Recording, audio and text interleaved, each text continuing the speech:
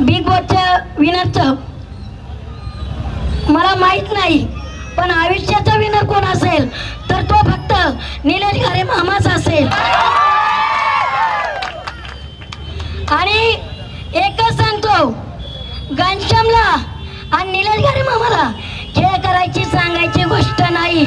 एकदा उतरलो की खेळच, मग तो खेळ कुठलाही असो. कारण जिसका गुरु बलवान है ना उसका चेलाही बलवान होता है. तर आमचे गुरु आहेत, त्यामुळं खेळाच्या गोष्टी जिथं खेळायच्यात तिथं खेळतोत आणि जिथं खेळ दाबायचा आहे तिथं खेळ बी करतोत. हे नीरज घारे मामांकडून आम्ही चांगलं शिकलेलो आहेत.